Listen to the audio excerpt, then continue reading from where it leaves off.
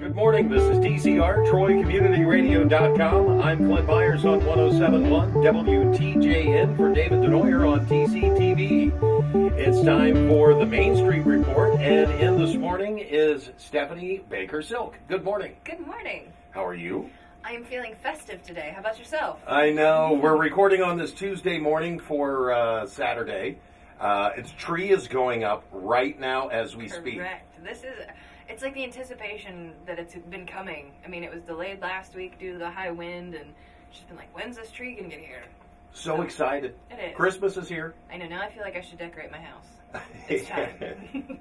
And everyone's had a chance now listening to this on Saturday morning to see exactly how big around this tree is. Coming down the street, it was amazing. I don't think I've ever heard somebody like guffaw the way that you did, like, gosh. It's so huge. The city guys were walking down each side of the truck, helping it get over the bridge and in between lights. And it was like Macy's Thanksgiving Day parade. I know it was. Like you really felt like it might blow away at any moment, but it's that big. It's huge.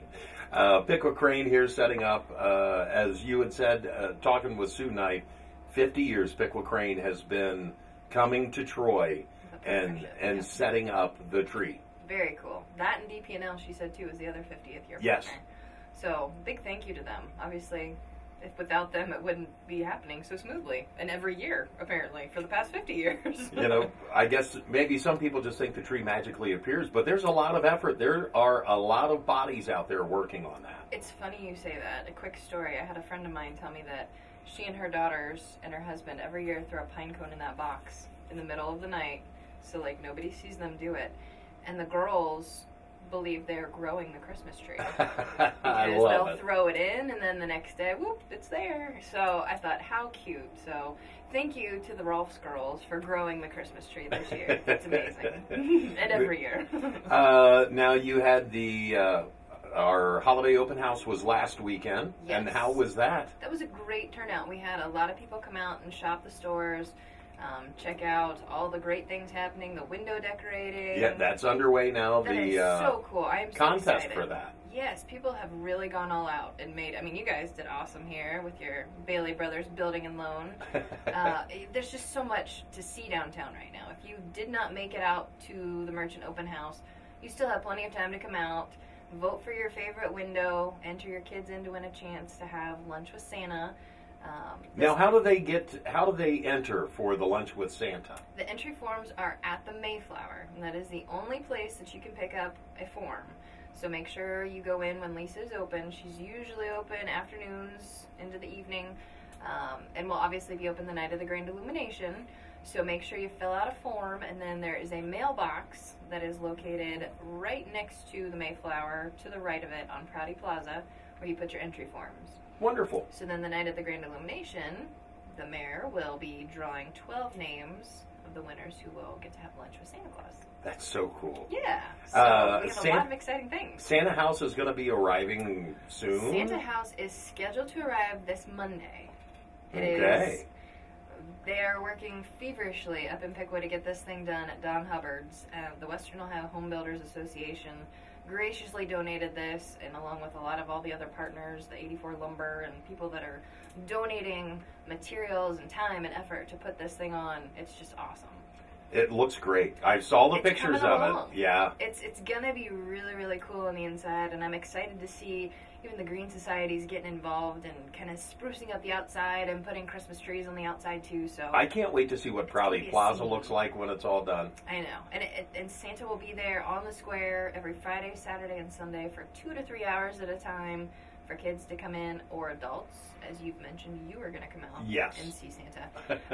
But that'll start the night of the Grand Illumination. He'll be available to hear your wishes, the Christmas dreams, or whatever that you're going to pass along to him. And then Saturday, Sunday, and then every weekend up until the 23rd of December. Now, we've got Thanksgiving.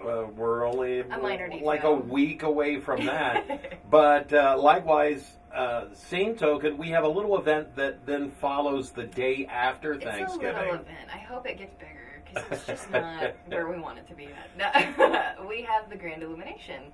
That is always November a great 27th. time. It is. I've done it every year I've been alive, so 32 years going strong. It's going to be awesome this year. Now you've got carriage rides again, we do. Like you did for the holiday open house. Yes, and they are free to the public. Wow. We are providing them at no cost to you, so make sure you stop out. We're going to actually have, I believe, a carriage and a sleigh. So there'll be two different vehicles, if you will, that you can choose from to ride on around. I believe he's going to take people on a 2-block little tour. Okay. So that'll be fun. The whole event kicks off at 4 p.m. on the 27th, and that is with the Kris Kringle Market. That will be held in the Mayflower this year. Our awesome volunteer, Niall Foster, heads this up every year and makes it something that it's just local craft vendors that come out and sell their goods at a price that kids can afford, and it's also affordable for general public. So if you want to send your kids in with some extra spending cash to come out with a Christmas gift for you, you can most certainly do that, or you can shop around yourself for last-minute gifts or first-minute gifts if you're that kind of a person. And then at 5 o'clock, the actual Grand Illumination event will kick off, and you and Lori will be out on the square broadcasting. Absolutely. And calling out contest winners, and you guys are actually going to be the ones to unveil the holiday window display contest winner. Ooh. And present the big trophy we have. It's fabulous. I'm excited to see who wins. We have at this point over 1,000 votes. Wow! Already. So, already. And that is amazing. That was one weekend. So I'm excited to see who kind of pulls ahead, and the lead changes every day. It's pretty fun to watch. So you guys will be on from 5 to 5:30. Then at 5:30, Rum River Blend will be on, singing Christmas carols and playing music for the downtown. The mayor then will take the stage somewhere around 6:25, do a couple announcements, announce obviously the winners for the Lunch with Santa, read his traditional month before Christmas poem, and we'll usher in Santa. The big difference this year, we do not have a holiday parade. I was going to say, I knew that there were some change-ups this year. Yes, and it's actually more of a holiday festival this year, if you will. And it'll all be here in the downtown. It will all be. The entire square is going to be blocked off. We're going to have something in every quadrant.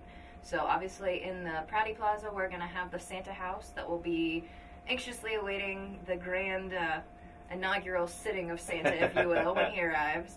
Over in the Bottle 121 quadrant or the ABC 50 building, there's going to be phone calls to the North Pole. Okay. We're also going to have kettle corn vendors, Ooh. a cupcake vendor, and a hot pretzel vendor who I think might also be throwing in some cinnamon rolls. So we're going to have some yummy treats that you can try.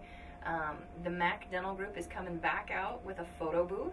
So if you experienced that at Halloween and got to take one of those souvenir pictures for free, it was so cool. They had a lot of neat things going on, and they actually put the title of the event on your picture. It's a 4x6, and it's free, so make sure you stop over there, and they will hook you up with a picture.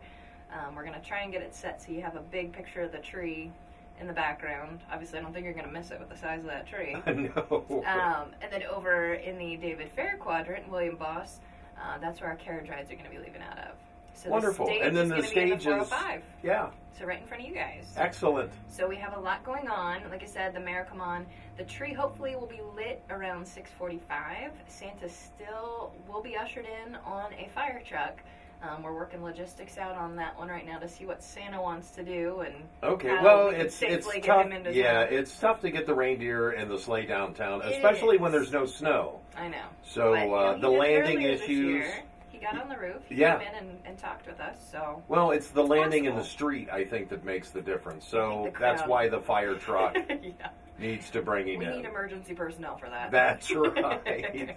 And then as soon as the tree is lit, Brad Denson is going to take the stage with his band, and I guess they're lovingly referring to themselves as the Hometown Get Down. Oh. So they will play live music on the square then from roughly 6:45 till 8:30 or so, and then I know they're popping over back to his place at Square Roots Records, and we'll be playing a concert up there. So you can continue the party in the indoors, and hopefully it'll be awesome temperatures, and you won't have to warm up, but if you need to, you can do that. And Santa's house will be open for visits. So it's a whole celebration here in downtown Troy. It's going to be a huge night of just fun. And that's all That's all we ever look forward to. Well, and I am looking forward to it. I'm so excited. I'm like a kid. I know, this is great. I just, every night for the past month, I have been praying that we have a mild, nice night. It always seems like it's the coldest night of the year when you're standing out there waiting for that tree to be flipped on. But here's hoping. This is going to be the year. We've had such a mild year in general. I can only hope it holds out one more week. Well, let's keep our fingers crossed. I hope so. This has been the Main Street Report with Stephanie Baker-Silk. I'm Clint Myers on 107.1 WTJN for David Denoyer on TCTV.